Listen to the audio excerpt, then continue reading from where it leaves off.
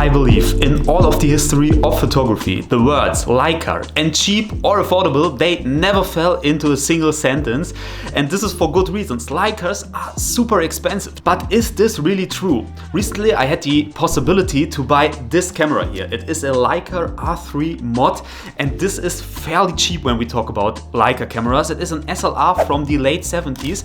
And in today's video I want to test this camera. I want to see if it is worth the money, if it is a Leica at all, and I want to show you the results, and maybe you're interested in that, so feel free to stick around now and I will talk about that in today's video. So let's get started.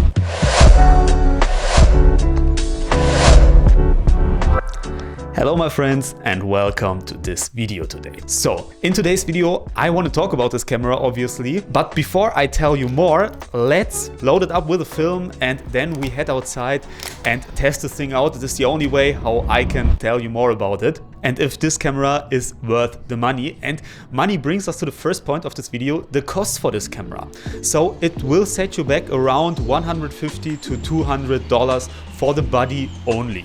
And honestly, for a Leica camera, that's really not that much. For example, when you compare it to a Leica M6, this iconic viewfinder camera, it will cost you around $2,000 to $3,000, maybe even $4,000. And obviously, this camera is totally different from this iconic viewfinder cameras. But is this camera worth the money? Because you can get similar cameras from that era, as I said, late 1970s to the early 1980s, for less money. For example, I have a Canon AE-1 Program here, which is also a SLR camera from the beginning of the 1980s. The body of this camera will only cost you around $80 to $90. What is even more important, I believe, is not the body in and itself, but it's the lenses for the cameras. And the price difference for the lenses, it is much bigger. For example, you can get some great prime lenses for the Canon AE-1 Program for around $50 to $100. You will find a ton of them online. And on the other hand, you have the Leica camera here, and the lenses for this camera are much more expensive. The 28mm lens that I have on this camera right now, it will set you back around $500 to $1,000. It obviously depends on where you buy it from and the conditions. There are a lot of different prices honestly online. So while it is significantly cheaper than most other Leica cameras, it's not the cheapest way to enter the world of analog photography, for example. So much so for the pricing aspect. Let's now talk about the build quality of this camera. And I have to say, not just the camera, but also the lenses, the build quality is very, very good. And especially with the lenses, you can definitely feel the difference between lenses from, for example, Canon from that era and these Leitz Wetzlar lenses. They are called like this. They are original Leica lenses. It's just so that the company was named Leitz Wetzlar before 1986, and so much so for the name. The camera body itself, it also feels pretty sturdy. It feels very well built. However, it's not really ergonomical. So you don't have a grip, for example, to hold onto. So always be a little bit cautious to don't drop this thing. However, the materials that were used and the build quality overall, it feels really good. And a quick fun fact here, the Leica R3 sometimes is called the best Minolta camera ever made. And this might sound nice, but it is kind of an insult because this camera was developed in a collaboration with Minolta, another big camera manufacturer at the time. And there is the Minolta XE, which is basically an identical camera to the Leica. It's just obviously branded with the Minolta logo on it. However, me personally, I still believe you can call it a real Leica because it was also manufactured in a Leica facility. They produced the thing in Germany in the beginning, then they switched to their factory in Portugal. Nonetheless, both of these factories were Leica owned factories, and these cameras were built by Leica employees, so there was no external company that built these things. So I'm headed out to a local forest now with my new camera, the Leica R3 mod. And I just took my first pictures with this camera. It's quite exciting. I'm quite excited. I'm really curious how this picture is going to turn out, and I have to get the feel for this camera first. So let's take a look around now, see what we can do today here, and hopefully get some beautiful shots today. So let's get on.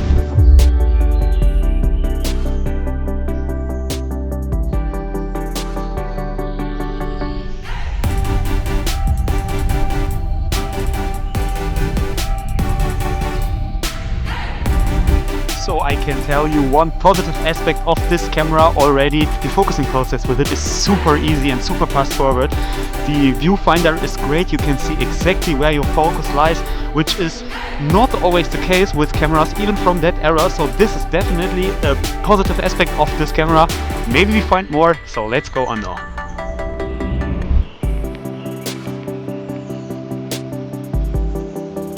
So the question now is this camera well suited when you just want to start out with analog photography? And I made a whole video on this a couple of weeks ago. Check that out as well if you want to. But I believe from the operational standpoint, this camera is perfectly suited for beginners. However, because the lenses are so expensive for that camera, you might want to start out with something more affordable, but this obviously depends on you and your budget as well. But I believe if you are already an analog photography enthusiast, this might be the perfect camera for you, because it's a great compromise between high quality and affordability. For example, when you go with something like a Leica M6, as I said in the beginning, but also with certain models from Hasselblad, like for example the Hasselblad X-Pen, which I totally am in love with. But these cameras are way more expensive. Most of us, honestly, I believe we don't have the money to spend like $4,000 on an analog camera. So this is a great choice, I believe. And what you can also do is buy an adapter and, for example, use the lenses, which are, as I said, by far the most expensive part of this camera system, on your modern camera, for example. Because remember, these lenses are all fully manual. You just need a cheap connector from, for example, Amazon, and you can use these lenses with your normal camera as well, and they create great pictures. And the vibe and the feeling of a camera is at least partly created by the lens. You can use them and create digital but still nostalgic feeling photos with your digital camera as well, which is always, I believe, a pretty cool way. So yeah, keep that in mind as well. So we have absolutely beautiful light right now. It's not quite sunset time. It's like 3 to 4 hours away from sunset, so it is the late afternoon. We have the summer month right now in Germany, so the sun only sets at around 10 p.m. in the evening. And yeah, as I said, we have quite a couple of hours to go until that. But I think this light is especially cool for shooting film, because it is a little bit easier on the camera. For example, when you have really low sunlight and the sun shines directly into the camera, it gets sometimes a little bit messy with film stock.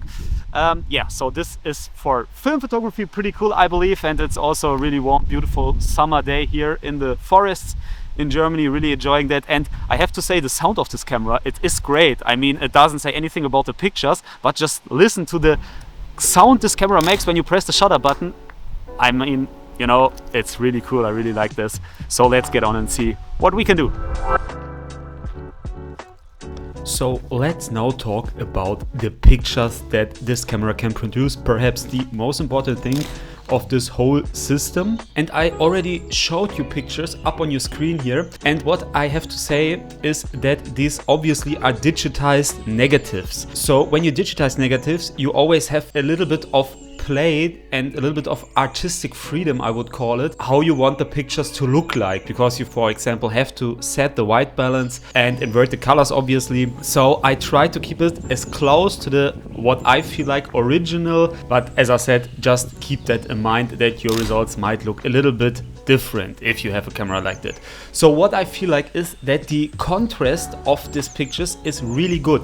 Sometimes when you have old analog cameras, the darker parts of your image start to get a little bit grayish, and you know, which makes the picture feel flat. You can kind of get rid of this in your post-production, especially, as I said, when you digitize them, but I intentionally tried not to do this with these pictures. I also really like the colors in these pictures, but that's not just because of the lenses or the camera, obviously, but also because of the film stock I used. As I said, Kodak Gold 200 here, which gives kind of warm tones already, which really adds to this whole summer vibe, basically. Also, I feel like the background blur or bokeh is really nice in some of these shots. Obviously, they are nature shots, so some of them will not have blurred out background, and it also depends on the lens that you use.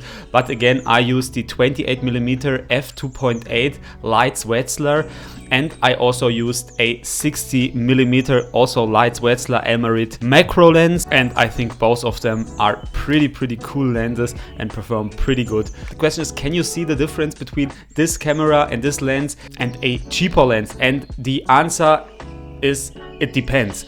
I believe if you have a side-by-side comparison, you could tell this if you know it, but honestly, let's face it, the differences are not so huge.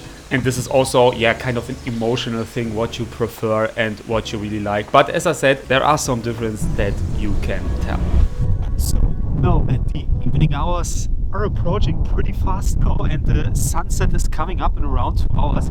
I switched the locations. I went to open fields now, nearby the forest, just around half an hour drive, so not that far away. And I think the view here is pretty cool.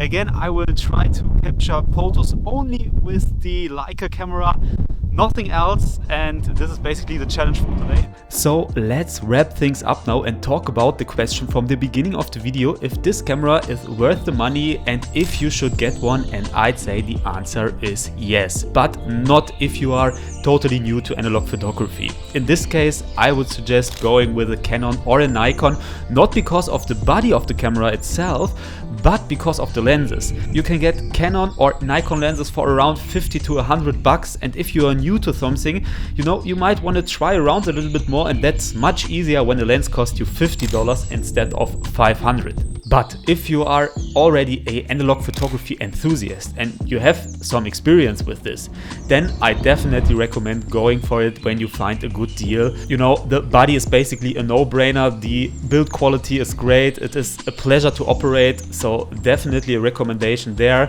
The lenses, on the other hand, as I said, they are more expensive, but you can't just use them on this camera body, you can also use them with an adapter on your digital camera. And I believe the lenses still perform pretty good, and if you don't need modern features like, for example, autofocus, you can very well use them on your digital camera and create amazing looking photos. When it comes to picture quality, you know, the look of analog photos is mostly decided through the lens and the film stock that you use. And again, the lenses are great, but still the camera body itself performs great as well, as I said.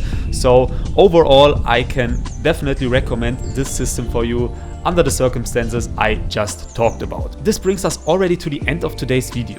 If you've watched this far, thank you so much for tuning in today. Let me know your thoughts on this camera in the comments below. But for now, I wish you a great day, I wish you a great week, and I hope I see you in next week's video. So see you then, and goodbye.